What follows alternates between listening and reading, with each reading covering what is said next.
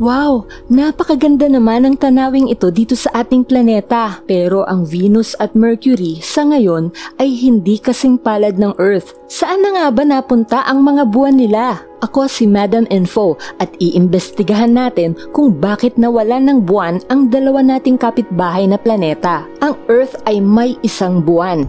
Ang Mars, dalawa na tinawag na Phobos at Deimos. Ang Jupiter na siyang pinakamalaking planeta sa ating solar system, sa huling bilang ng mga astronomers ay mayroon ng 95 moons na nadiskubre.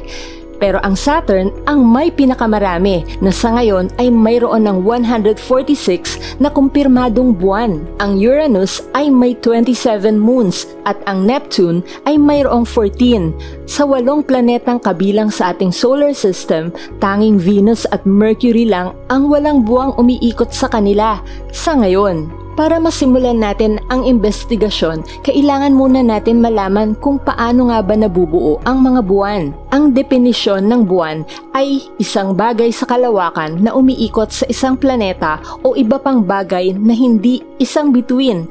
Maliban sa planeta, ang mga buwan ay maaari ring umikot sa mga dwarf planets, asteroids, mga kometa at iba pa. May 3 pangyayaring pwedeng maging dahilan upang magkaroon ng buwan ang isang planeta. Ang una ay kapag sabay na nabuo ang buwan at ang planeta. Tinatawag itong co-formation. Ito ang nangyari sa Saturn at Jupiter.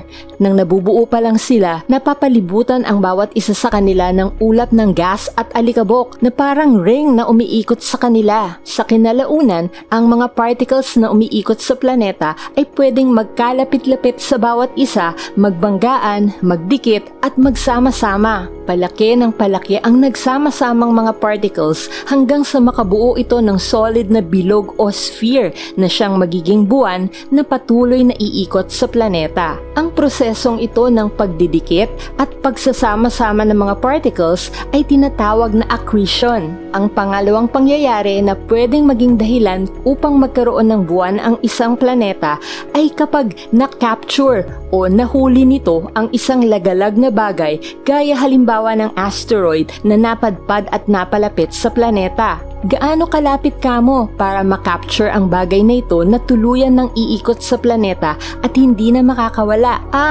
Dito ay kailangan kong ipakilala sa inyo ang isang terminong maaring bago sa inyong pandinig, ang Hill sphere. Sana itandaan ninyo ito dahil madalas ko itong babanggitin mula ngayon dito sa video. Ang Hill sphere ay yung rehiyon sa palibot ng planeta kung saan ang kanyang gravity ang mas dominante o mas malakas na puwersa upang mahila ang isang bagay kumpara sa gravity ng araw o iba pang planeta. Mayroong formula upang makuha ang radius ng Hill sphere. Ibig sabihin, ito yung distansya kung hanggang gaano kalayo mula sa planeta ang isang bagay para makapture ito. Pero huwag kayong mag-alala dahil hindi na natin kailangang mag-compute. Narito ang kaukulang radius ng Hill sphere ng bawat planeta at ilang dwarf planets sa solar system. Ang radius ng Hill sphere ng Earth ay 1,471,400 kilometers. Ang distansya ng buwan sa Earth ay nasa mga 384,000 kilometers. Kung baga, ito nga ay nasa loob ng Hill sphere ng Earth. Isa itong dahilan kung bakit matatag ang pagsasama ng buwan at ng Earth, kung bakit sa Earth umiikot ang buwan at hindi sa araw. Ang ibig sabihin lang, kapag nagawi sa loob ng Hill sphere ng planeta ang isang object, sa kanya na ang object na ito at patuloy na iikot ito sa planeta. Ito na ngayon ay buwan ng planetang ito. Maraming scientists ang naniniwala na ganyan ang nangyari sa mga buwan ng Mars, ang Phobos at Deimos. Kung titignan natin ang dalawang ito, medyo maliliit at ang itsura nila ay parang mga asteroids na galing sa asteroid belt, nakapasok sa Hill sphere ng Mars, na capture ng gravity ng Mars at naging mga buwan nito. Ang pangatlong pangyayari na pwedeng magkaroon ng buwan ang isang planeta ay ang napakalakas na banggaan o collision. Dito ang buwan ay posibleng nabuo mula sa mga debris o piraso ng material na resulta ng banggaan ng mga planeta o iba pang malalaking bagay. Ang ating buwan mismo ay pinaniniwalaang nabuo mula sa isang malaking kolisyon na nangyari ilang bilyong taon ang nakararaan nang bumangga sa Earth ang isang planetang kasing laki ng Mars ngayon na pinangalan ng Theia. So, ngayong alam na natin kung paano nagkakaroon ng buwan ang isang planeta, balikan natin ang Venus at Mercury. Pero bago natin ipagpatuloy ang ating investigasyon, gusto ko lang pasalamatan sina Julie Wisconsin, Travel with Christian, Nestor Maranan, Ronald Rabanes, and Black Whites para sa kanilang super thanks. You can also support this channel by clicking the thanks button below. Ang Mercury muna ang ating pagtuunan ng pansin.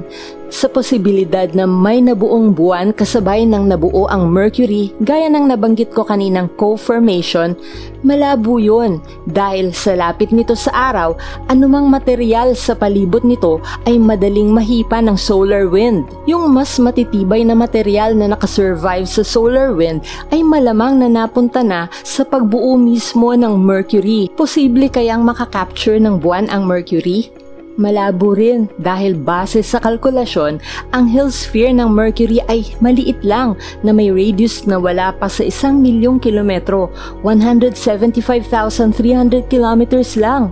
Ibig sabihin, kung may mapadpad mang buwan sa Mercury, malamang ay manakaw lang ito ng araw. At kung mapaloob man ito sa Hill sphere, napakalapit na nito kaya't hindi magtatagal mahuhulog lang ito sa surface ng Mercury. Ngayon, ang Venus naman ang imbestigahan natin. Tinawag ang Venus na kakambal ng Earth dahil halos magkaparehas sila ng laki. Pero bakit ang Earth may buwan? Ang Venus wala. Ang dahilang nakikita ng mga scientists ay dahil sa kakaibang galaw ng Venus. Ang lahat ng planeta sa solar system ay umiikot ng pa-counterclockwise maliban sa Venus at Uranus na ang ikot ay pa-clockwise. Bukod dito, ang ikot ng Venus ay napakabagal. Kung dito sa Earth, inaabot lang ng 24 hours bago makumpleto ang isang ikot o isang araw, sa Venus, aabutin ng 243 Earth days ang isang araw doon. Ang pabaliktad na ikot at ang sobrang bagal nito ang sinasabing dahilan kung bakit mahirap na manatili ang isang buwan na umiikot sa Venus. Pero hindi pa dito natatapos ang ating investigasyon sa Venus. Ang Hill sphere nito ay malawak rin at hindi nalalayo sa Hill sphere ng Earth. Nasa mga 1,000,000 kilometers ang radius ng Hill sphere ng Venus, kaya hindi imposibleng makakapture ito ng kanyang buwan. Gaya ng Earth, posible ring nagkaroon ito ng buwang resulta ng isang malaking kolisyon. Mayroong mga pag-aaral na noon ay may tubig at karagatan ang Venus. Kung nagkaroon man ito ng buwan dahil sa pabaliktad at mabagal na ikot ng Venus, malamang ay hindi nagtagal at bumagsak rin ang buwan sa surface nito na siyang sumira sa planeta, nagpakawala ng tubig, kaya ito naging isang malaimpyernong planetang hindi na pwedeng pagsidla ng buhay. Bilang konklusyon, sa tanong na nasaan na nga ba ang buwan ng Mercury at Venus, sa Mercury, kung nagkaroon man ito ng buwan, malamang hindi ito nagtagal. Pwedeng naging parte na ito ngayon ng araw o parte na ito ng Mercury at makikita sa isa sa mga craters nito. Para naman sa Venus, dahil sa malawak na Hill sphere nito, naroon pa rin ang maliit na posibilidad na mayroon pa rin itong maliit na buwan na nakapture na hindi pa nadidiskubre ng mga astronomers. Hindi man kayang mag-survive ng tao sa Venus, may isang napakatalinong ideya ang mga scientists kung paano ito posibleng mapupuntahan ng mga astronauts at iyan ay tinalakay ko dito.